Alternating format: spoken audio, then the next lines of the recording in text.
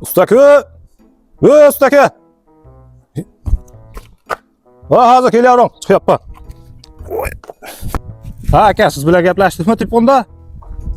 Ha, usta aka, tevga chiqyapsiz. Qayda stashka qilish kerak? Past qilasizda stashka. Nima qilyapsiz tepada? A tepadan ko'ray dedim-da. Tushib pastga. Bo'ldi, tushaman. Aka, nima o'g'irsiladi? Ha, kepkam tushib ketdi tepada.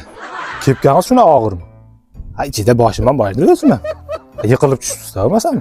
Ha, bu balandliklash narsa emas, 17-etajdan tushib ketganman. Ha, juda qiyin bo'lgan ama. Tushkunimcha qornim och qolib, suv sop ozib ketganman. Nimani ustiga tushgansiz endi?